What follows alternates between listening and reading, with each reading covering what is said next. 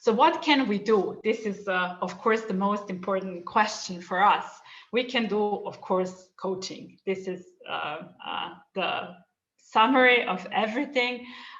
Coaching, of course. And just to show you quick some results from our study, we showed that this effect where we really intensively talk about value system and help people create awareness around their value systems, that we can make amazing results. So if you look here, first conclusion was that we can help people orient away from their acquired values and more towards their core values. So here we have the control group.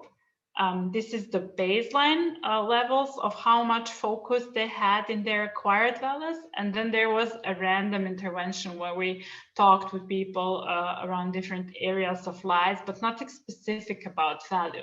So their relative centeredness, how much time and effort they dedicate to their acquired values, did not change over time.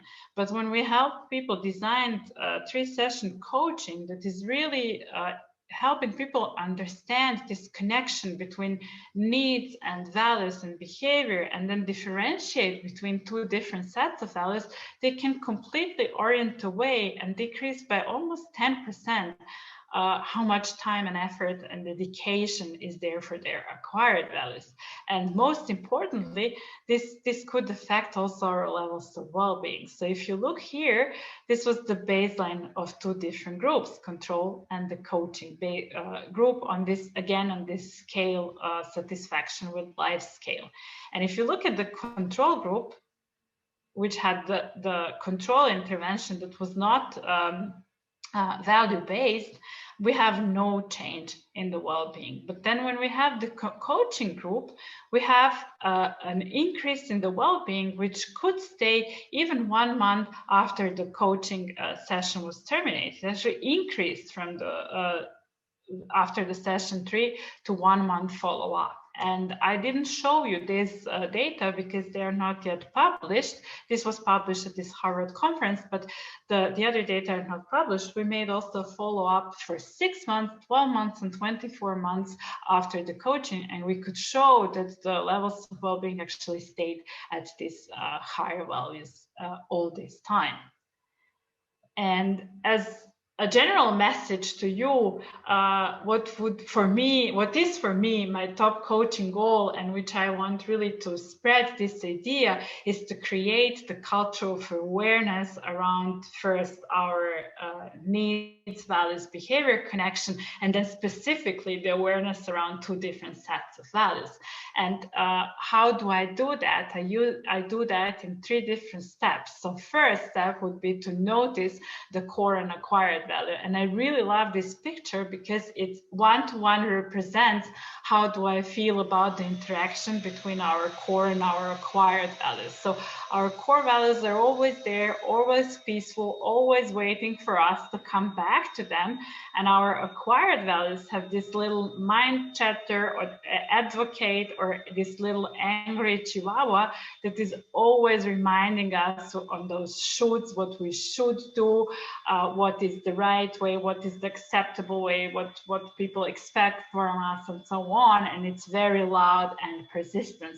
And that's how it grabs our attention. Not because it's more essential to us, but because it's so loud and aggressive, and all those shoulds are incorporated in its voice. And then the second step would be to increase the awareness space. So whenever we get an input from the outside world, or whenever we are noticing I'm feeling great or I'm feeling sad, whenever we have some reaction to something that's happening outside of us, we should stop, make a break, increase the awareness space, and reflect. What of our core value was in play? What of our acquired values were in play? So reflect and increase the space between the input, the trigger, and our reaction to it. And in the third step, learn to consciously navigate. So I would never say remove all of your acquired values. Stop acting in according. No, but just be aware. And when you dedicate your time to a required value, do that consciously, and know when to switch from one path to the other, and know what is what that brings to your life and how that enhances your overall well-being. Because switching between these two different sets of value consciously will make you own both will make you own the decision when to act in accordance to your core and acquired values, and navigate, unfold your life exactly as you want it to be.